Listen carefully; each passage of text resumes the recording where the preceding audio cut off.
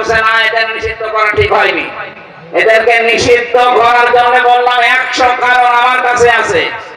তার 1 নাম্বার কারণ ওরা এদেশে এখন হিন্দুদের নাম দিয়ে সামনে ব্যবসা করার চেষ্টা আছে, অথচ হিন্দু মারার ক্ষেত্রে এরাই সর্ব আগে কাজ করেছে। আপনি বলেন এই যে বিশ্বজিৎকে যারা মেরেছে, ছাত্র শিবির মেরেছে না, ছাত্র লীগ যে মেরেছে, সে আমার সাথে জেলে ছিল, শাওন খুলনায় বাড়ি। অবশ্য হুজুর আমি যখন কোপ দিচ্ছিলাম ও আমারে বলছে ভাই আমি শিবির না, আমি হাফ হাতা না, আমি ফুল হাতা। তারপরও ছাড়ি না। ফুল হাতা বোঝেন? কিছুই বোঝেননি আপনারা, রংপুরের বিভাগের মানুষ, কিভাবে বুঝবেন? ঠিক আছে।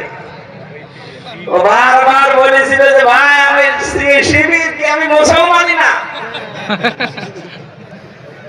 আপনি আমার মারবেন না। এরপরও আমি তারে কোপ দিয়ে দুনিয়া থেকে বিদায় করে দিলাম। এরকম 100টা কারণ আছে আপনাকে নিষিদ্ধ করার মতো, কিন্তু বৈধতা দেওয়ার মতো একটা কারণও নেই। আপনি একটা বলেন যে এই কারণে তাদের বৈধতা দেওয়া যায়।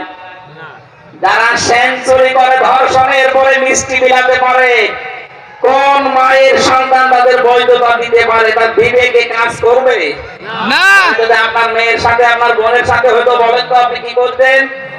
জমাই করে ফেলতেন। তাও তো কম হয়ে গেছে যে নিষিদ্ধ করেছে, ওদেরকে অন্তত জমাই করা দরকার। যা করেছে 15.5 জন্মলগ্ন থেকে শুরু করে এই 24 সালের 5 আগস্ট পর্যন্ত এখনো ষড়যন্ত্র থেমে নেই। এখনো পর্যন্ত বলছে এই দিন দিন না, আরো দিন আছে।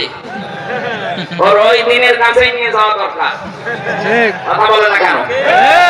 এক টাকলাকে কত কয়েকদিন আগে কোর্টের প্রাঙ্গণে দাঁড়িয়ে বলতে শুনলাম এজলাসে, বলছে বিচারপতি দিন দিন না, আরো দিন আছে। এখনো পর্যন্ত যদি এই কথা ওর মুখ দিয়ে বের হয়, ওর মায়ের হয়েছে না, হয় নাই। এদেশে আলেম এই যে আলেমদেরকে ধরার পরে হাতে বেড়ি ছোট দেয়নি, হাতে ডান হ্যান্ডকাপ লাগিয়ে নিয়ে যাবে না, মাথায় দড়ি টাঙিয়ে মনে নিয়ে যাচ্ছে, কাউকে গরুর মতো, কাউকে ছাগলের মতো। আমার মাথায় দড়ি দিচ্ছে। আর এখন যাদেরকে নিয়ে যাচ্ছে দেখা যাচ্ছে কি জামায় আদরে যাচ্ছে হাসতে হাসতে। না, এখানে কোনো দুর্বিসন্ধি হচ্ছে। আমরা চাই আমাদের উপরে যা করেছেন তার 100 ভাগের 1 ভাগ অন্তত করে।